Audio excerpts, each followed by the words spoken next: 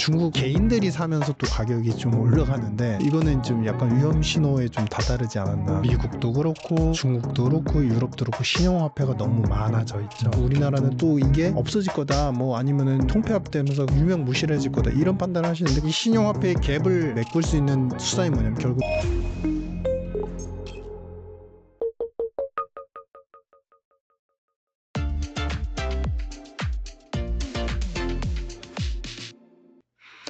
그리고 이 레이 달리오가 트럼프의 보호무역주의로 미국을 1930년대 대공황 상황으로 몰고 가고 있다 그렇게 밝히면서 특히 미국이 향후 3년 안에 대규모 이 부채 위기를 맞을 것으로 내다봤거든요. 이에 따라서 이미 큰손들은 미국채를 팔고 금으로 자금을 이동하기 시작했다라고 합니다. 근데 이 와중에 보니까 금값이 또 사상 최고가를 경신을 했어요. 3,500 밑에서 계속해서 머물다가 지금 3,600까지 지금 올라온 상황인데 현재 금 투자는 어떻게 보시나요? 현재 저는 이제 금의 고갈이 되고 있다라는 측면하고 그다음에 공급이 부족하다. 네네. 이제 채굴할 수 있는 양 자체가 이제 한계에 다다르고 있는 상황하고 이제 이미 캔 것하고 그다음에 캘 수 있는 것을 보면은 그 규모가 캘 수 있는 것은 사실은 3분의 1도 안 되는 약간 그런 규모이고 그다음에 두 번째는 이 촉발점은 달러 베이스에서 미국조차도 달러 베이스로 전략적 수출을 안 하는 그런 상황. 그러니까 달러를 팔지 않고 이제 다른 자산을 팔아서 뭔가를 연명해 나가겠다. 이제 재정을 연명해 나가겠다. 그러니까 국채를 덜 팔고 암호 자산 팔거나 아니면 금 같은 것들, 다른 전략적 자산들을 팔겠다. 이런 이제 시그널. 그리고 가장 첫 시발점 누구냐면 다 아시는 것처럼 중국 쪽이었고, 그러니까 중국 인민은행의 이제 포트폴리오의 다변화 측면에서 이제 금 투자가 먼저 시작이 됐었지 않습니까? 그러니까 그런 부분들 때문에 금에 대한 수급의 어떤 패턴들은 사실 너무 명확해요. 달러에서 벗어나고자 하는 국가, 그 다음에 달러를 팔지 않고자 하는 미국. 이 두 개가 다 맞닥뜨려지면 결국에 공통분모는 금밖에 없어요. 물론 미국은 비트코인을 팔겠다라고 얘기는 하지만 그 사는 양, 그러니까 비축하는 양은 상당히 제한이 되고 있고 생각했던 것보다 220억 달러 정도밖에 안 되거든요. 그런데 사실 비트코인에 대한 매입은 사실은 중국은 또 안 해요. 근데 금은 둘 다 한단 말이에요.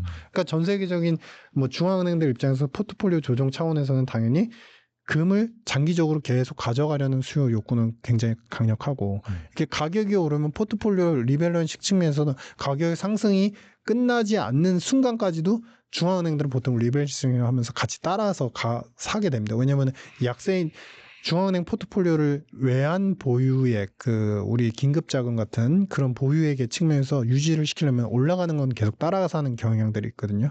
그래서 금은 앞으로 당분간 더 오를 여진이 있다. 근데 제가 이제 말씀드리고 싶은 건 뭐냐면 오를 여진이 있지만 제가 이제 금에 대한 투자의 포인트를 1,800달러, 온스당 1,800달러부터 이제 봐왔었습니다. 그러니까 어떤 분은 또 뭐 이제 와서 그 얘기하면 뭐해 그때 얘기했어야지 이러실 수는 있지만 중요한 거는 왜 이 말씀을 드리면 개인의 입장에서는 저는 사는 거는 지금 상황에서 투자하는 거는 적정하지 않다고 봐요.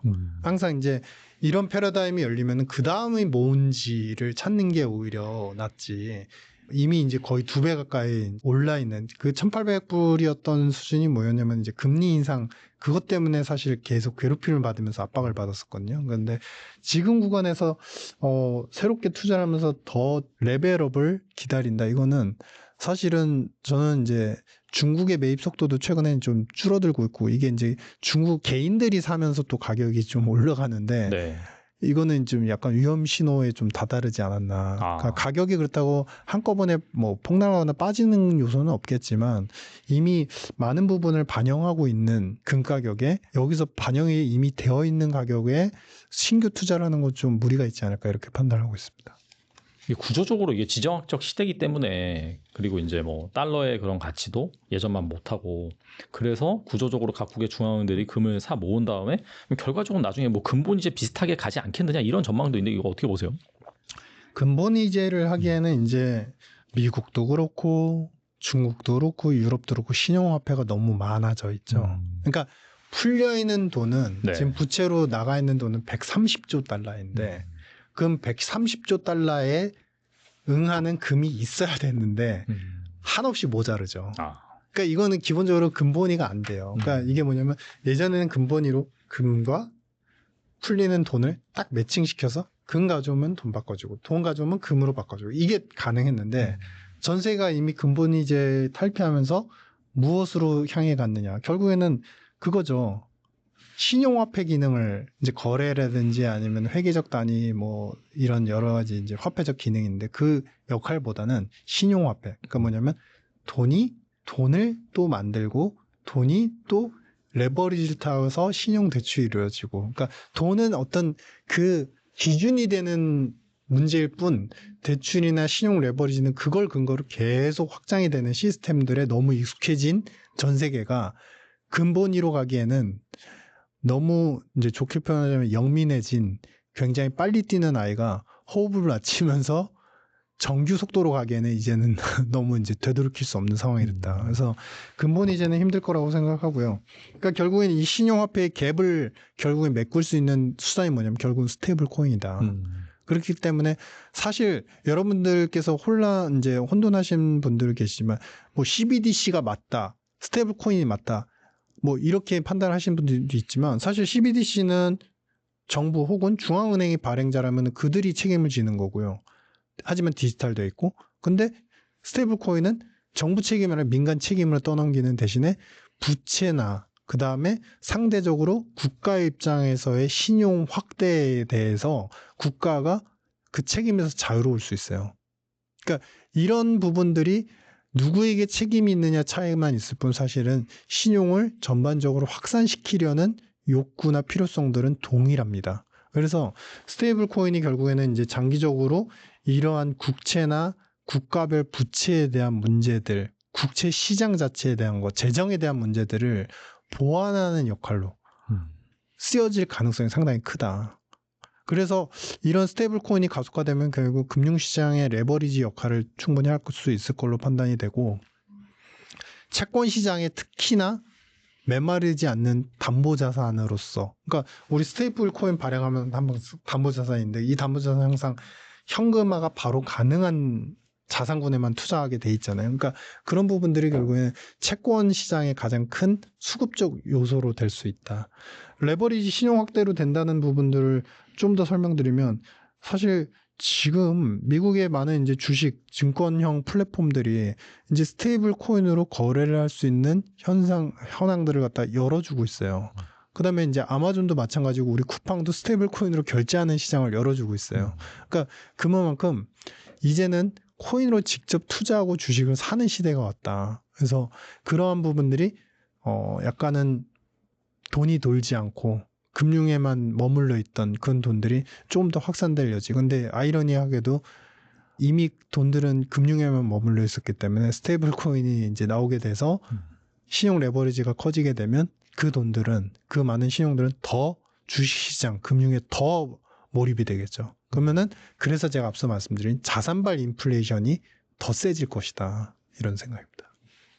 그 미국이 이제 스테이블 코인 제도에 발빠르게 나서면서 이 달러를 제외한 다른 법정 화폐 가치가 추락할 가능성도 제기가 되거든요. 뭐 워낙 스테이블 코인이 발행되어도 달러 기반 스테이블 코인의 활약에 잠식될 가능성이 있지 않을까요? 어떻게 보세요, 이건? 이게 두 가지 견해가 있는데, 그러니까 일각에서 얘기한 원화 스테이블 코인은 안 돼라고 하는데, 이거는 저는 약간 판단 미스가 있다고 봐요. 그러니까 원화 스테이블 코인이 안 된다, 된다, 성공한다, 성공하지 않고 실패한다 이런 차원으로 논의하는 게 아니라 원화 스테이블 코인은 달러 스테이블 코인이 나오게 되면은 외환 거래 입장에서 FX 마켓 입장에서 보셔야 되는 거예요. 그러니까 환전을 할 수 있는 우리만의 스불이 있느냐. 미국의 스불은 있는데 그걸 원화로 스불로 전환을 할 수 있느냐 이 포인트에서 시작해야 된다고 봐요. 그러니까 뭐냐면은 원화로 이제 스테이블 코인 이제 전환이 되면 사실은 외국인들 입장에서도 스테이블 코인을 전환함과 동시에 그 원화 스테이블 코인으로서 국내에서만 살 수 있는 주식, 채권, 그다음에 많은 상품, 소비재, 쿠팡 이런 것들을 원화로 직접 결제하는 그 경로 자체가 굉장히 빨라지고 손쉬워진단 말이에요. 수수료가 싸지죠. 그다음에 청산 과정이 없죠. 환전의 과정이 없어요.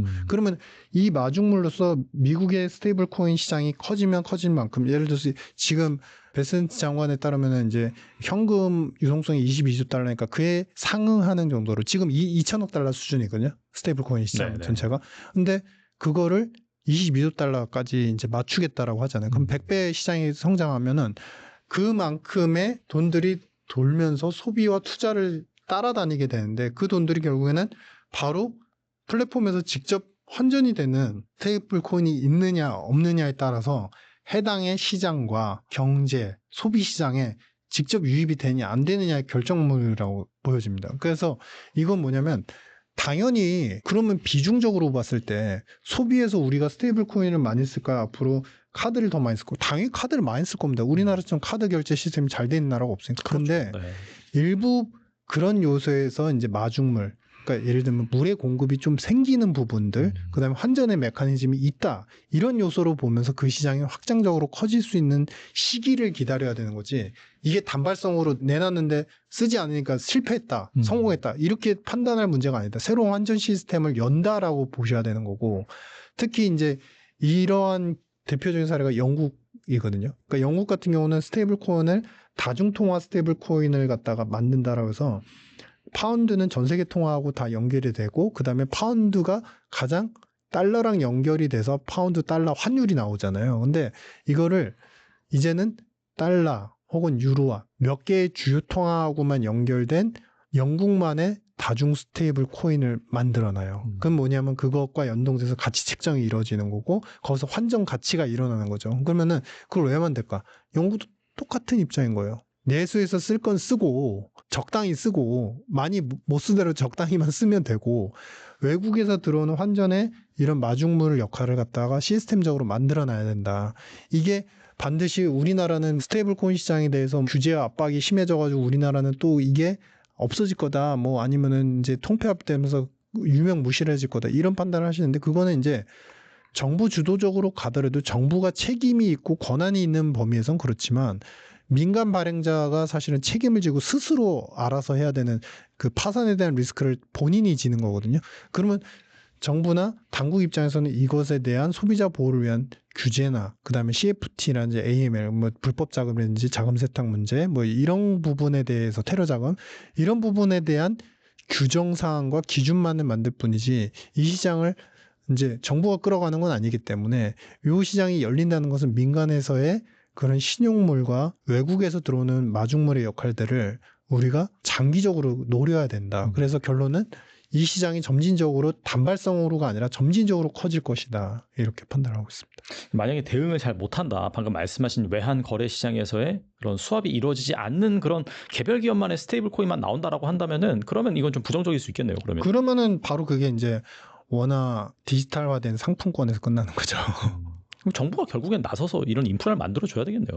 인프라를 만든다기보다는 컨소시엄에 관련된 부분들을 풀어줘야 되는 거고 예를 들면 금융기업, 담보자산을 관리할 수 있는 뭐냐면은 이제 이게 되면은 굉장히 사업의 영역이 커져요. 그러니까 제3자라는 개념이 항상 들어가거든요.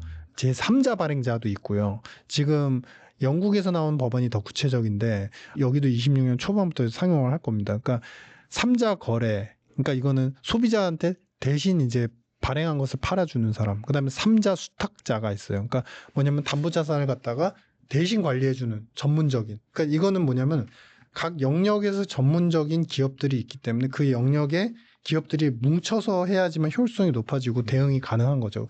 특히 시스템적인 운영은 당연히 국내 기업이라고 한다면 SI 기업들이 해야지만 이게 시스템 관리나 운영 체계가 오류, 특히 뭐 새벽에 거래하다 전송 오류가 나거나 아니면 결제 오류가 나면 그런 건 사실 SI 업체들만 할 수 있는 문제거든요. 그러니까 결국에는 규제를 얼마나 총론적으로 풀어주느냐. 세부적인 거는 뭐냐면은 각 기업들이 알아서 설계를 잘 해서 소비자들이 믿고 쉽게 거래할 수 있고 언제든지 내 돈 찾을 수 있다는 믿음을 줄 수 있고 나쁜 데 쓰여지지 않는다라는 확신이 있을 때 그때 시장은 더 확장적으로 커지는 거죠.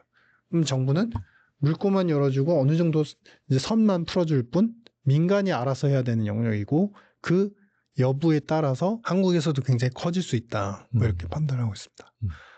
그럼 이 스테이블 코인의 등장 이게 비트코인에 미친 영향은 무엇일까요?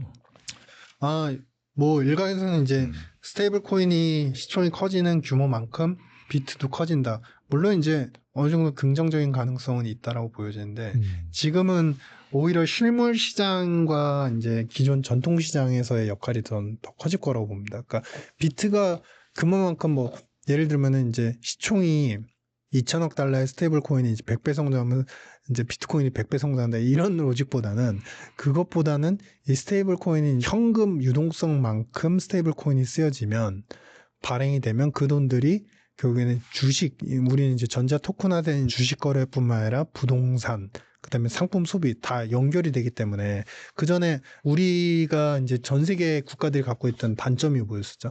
돈을 풀어도 돈이 돌지 않는다는. 저 화폐 유통 속도가. 그렇죠. 네. 유통 속도가 계속 떨어지는. 그래서 미국도 사실은 2배 가까이 됐던 이제 국가가 이제 1.2배까지 떨어졌어요. 우리나라는 1배에서 떨어진 지 오래된 상태이고 중국도 마찬가지고. 그러니까 그런 영역들을 조금 개선시킬 수 있는.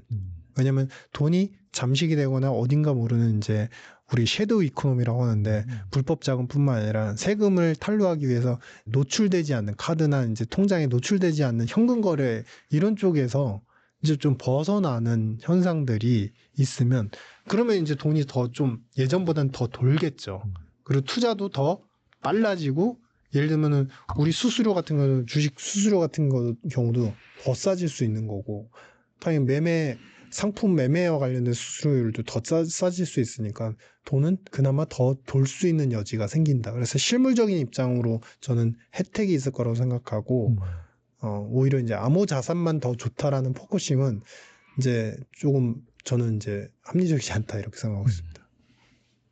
네, 오늘 나와주셔서 정말 좋은 말씀 많이 해주셨는데 끝으로 이 영상을 보고 계신 투자자분들 위해서 한 말씀만 부탁드립니다. 네, 마지막에 이제 스테이블 코인 말씀드렸는데 이제 항상 그런 생각을 합니다. 우리가 이 프레임워크는 항상 부족한 게 있으면 메꾸고 새로 만들고 부족한 게 있으면 메꾸고 새로 만들고 그게 혼돈스럽지만 계속 빨라지고 있어요. 처음에 우리 스마트폰이 나왔을 때도 그랬고 네. 처음에 IT라는 이제 컴퓨터가 나왔을 때도 그랬고 전기차가 나왔을 때도 그랬고 근데 방향성은 어쨌든 기존보다 더 나은 것을 선택하려는 그래서 모든 기업 투자자들의 방향이 가보지 않고 후회하는 것보다 가보고 일단 수정해 나간다라는 입장으로 공고해지는 것 같아요. 그러니까 이럴 때는 어느 정도 열린 마음으로 투자를 하고 열린 마음의 시각을 보시고 긍정적으로 보셔야 어떤 투자의 혜택과 조기의 목표의 성과를 거둘 수 있을 것이다.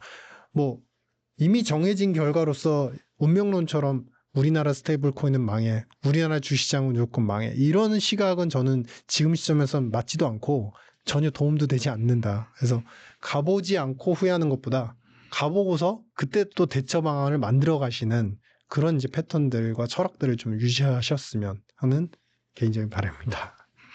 네, 뭐 관세 이 노이즈로 인해서 뭐 실물 경제는 또 둔화되고 물가 상승이 온다라고 하지만은 또 주식시장은 사상 최고가, 네. 우리나라 주식도 매우 좋고요. 그래서 이런 상황에서 어떻게 투자 의사 결정을 해야 되는지 좀 혼란스러우셨을 텐데 박사님께서 또 장기적인 관점에서 잘 정리를 해주셨기 때문에 잘 참고하셔가지고 지금도 이 포트폴리오 조정을 좀 하셨으면 좋겠습니다. 네, 지금까지 유신익 박사님 나와주셔서 감사합니다. 네, 감사합니다.